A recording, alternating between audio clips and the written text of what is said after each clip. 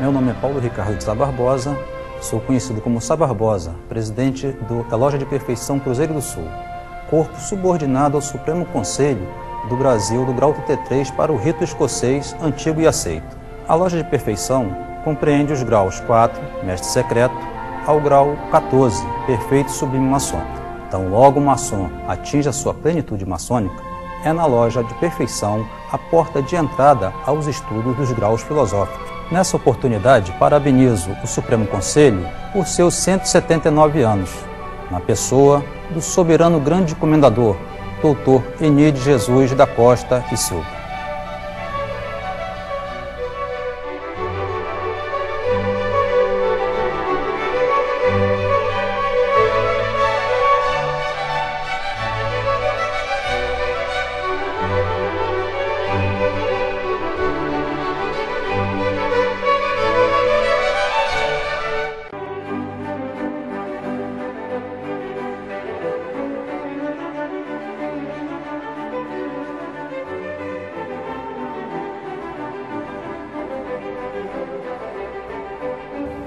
Eu sou Osni Wesley de Oliveira, sou presidente do capítulo Rosa Cruz Cruzeiro do Sul, que é um dos corpos do Supremo Conselho do Brasil, do grau 33, para o rito escocês antigo e aceito.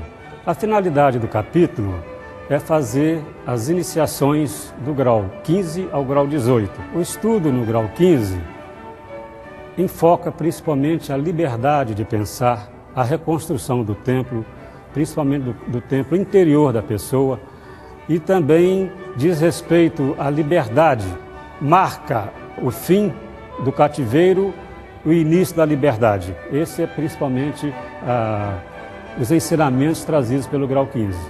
Os irmãos iniciados no grau 16 têm o título de Príncipes de Jerusalém. O grau 17, cujos componentes têm a denominação de Cavaleiro do Oriente e do Ocidente. Esse grau representa o projeto de resgate político, social, econômico. É um projeto de esperança velado por símbolos e alegorias. O grau 18 procura fazer uma síntese teológica, histórica da humanidade, enfatizando a liberdade absoluta da palavra escrita, falada e televisada. É consagrado ao triunfo da luz sobre as trevas, isto é, do mundo espiritual para o mundo físico. Esse painel que está aqui ao fundo, que representa realmente o grau 18, que é o pelicano alimentando seus filhos, simbolizando a fraternidade. Temos também a Rosa Cruz Mística intercalada nos seus braços, é a Rosa Cruz Mística. Então esse é o grau realmente 18, que é o último grau do corpo Rosa Cruzes. Quero agradecer a participação, e principalmente porque o Supremo Conselho do Brasil está fazendo 179 anos. E quem tem contribuído grandemente para o sucesso, para o engrandecimento deste Supremo Conselho, é o nosso atual soberano, Enide Jesus da Costa e Silva, que tem dado todo o apoio a todos os corpos que compõem esse Supremo Conselho.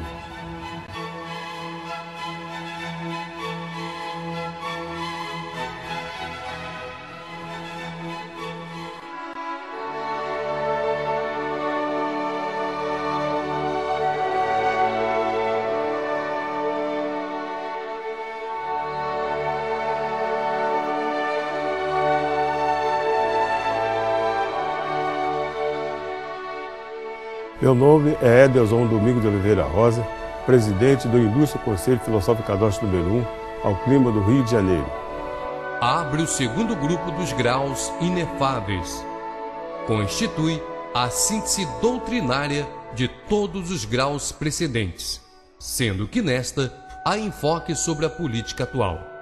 O maçom compreende o templo simbólico da razão, onde a verdade está em harmonia com a sabedoria do Eterno e as aspirações da alma, tendo como auxílio a consciência e a inteligência, que o leva ao axioma do maçom, justo e perfeito.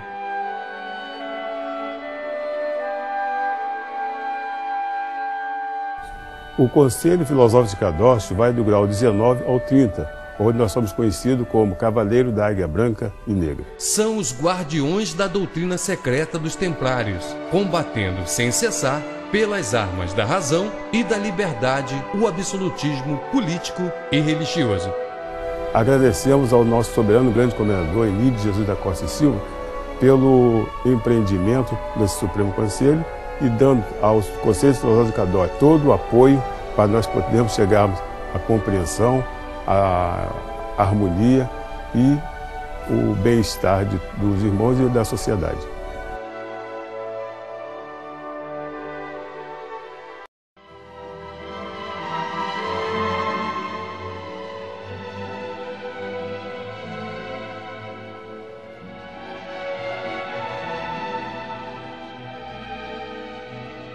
Eu sou o irmão Milton Antônio Graça do Sacramento, presidente do Consistório de Príncipes do Real Segredo número 1.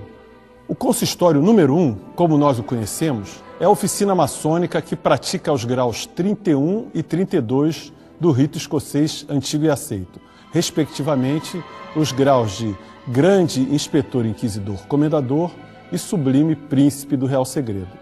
Atualmente, nós estamos localizados na sede do Supremo Conselho do Brasil, no bairro de São Cristóvão.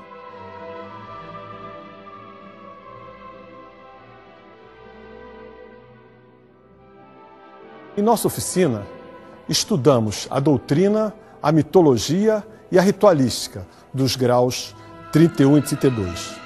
Dentre esses estudos estão os ensinamentos de Jesus de Nazaré, o filho do carpinteiro hebreu, que provocou uma verdadeira revolução na Palestina, quando pregou os ensinamentos de amor ao próximo e igualdade entre os homens. A seguir, outro estudo que realizamos é sobre Buda, o príncipe hindu que abdicou de todas as riquezas materiais em nome da elevação espiritual. O budismo é hoje uma das principais religiões do Oriente. Outro importante filósofo do qual posso falar é Moisés, o líder hebreu que libertou o seu povo do cativeiro do Egito. A partir dos ensinamentos de Moisés foi criado o judaísmo. E por último,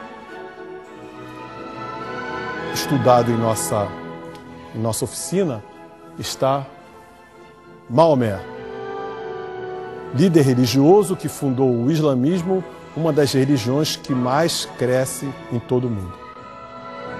Nesta oportunidade, quero concitar a todos os irmãos do rito escocês antigo e aceito a não interromperem suas caminhadas maçônicas e agradecer ao soberano grande comendador Emílio de Jesus da Costa e Silva pela oportunidade de participar deste vídeo alusivo aos 179 anos do nosso Supremo Conselho.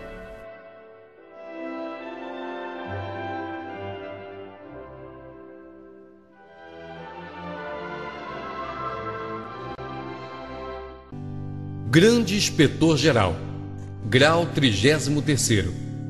É o último grau, fecha o ciclo de estudos. É, em última análise, o maçom mais responsável pelo destino da maçonaria no país. É o guardião, mestre condutor da maçonaria.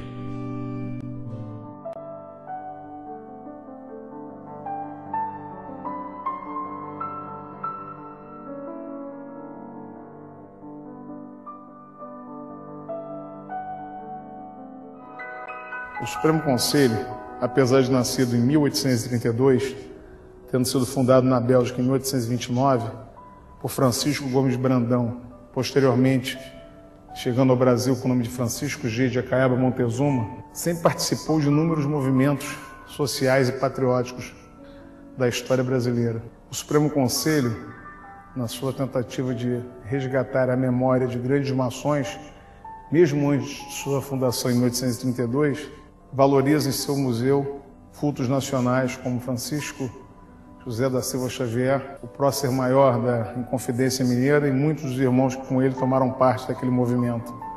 Ainda que em 1788, muitos participavam de sociedades denominadas secretas naquela época, mas que se inspiravam na organização da maçonaria. Posteriormente, chegavam no Brasil fugindo de Napoleão Bonaparte, a família imperial. Quando chegou aqui em 1808, como nós vemos nos quadros que o Supremo Conselho tenta resgatar na memória histórica do nosso país, Dom João VI não só trouxe a família, mas com muito do desenvolvimento brasileiro. Naquela época, o Brasil, que era guindado à condição de Reino Unido de Portugal, estava em vias de se tornar, anos depois, um país independente, como ocorreu em 1822, quando seu filho Pedro I proclamou a independência do Brasil. Nos idos de 1824, 2 anos depois, quando era organizada a Constituição, a primeira Constituição brasileira, muitos dos deputados constituintes eram maçons, como é o exemplo do fundador do Supremo Conselho, nascido Francisco Gomes Brandão, ainda no final do século XVIII, que jovem ainda participou ativamente dos movimentos libertários do nosso país. Discordando de Pedro I, ele era exilado junto com a família Andrades, irmão José Bonifácio e outros maçons que naquela época discordavam da maneira ditatorial com que o Brasil era tocado. Mas Francisco Gomes Brandão, nascido com esse nome, voltava ao Brasil posteriormente como Francisco G. de Acaiaba Montezuma.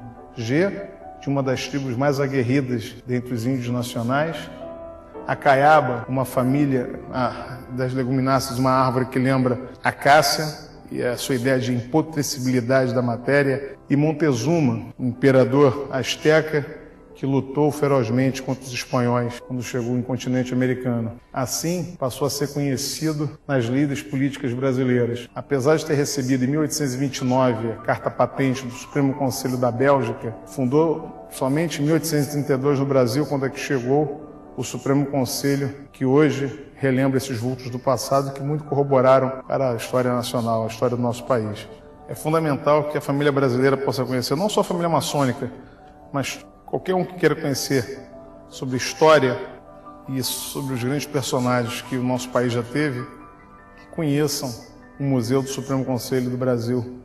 Mais do que o rito escocês, nós vemos retratado aqui a história do Império, a história da República e o porquê de muitas das vicissitudes que nós passamos nos dias atuais. O Supremo Conselho do Brasil lega não só ao povo maçônico, mas a toda a comunidade uma chance indelével de aprimorar a cultura e, mais do que estudar a história, vivê-la.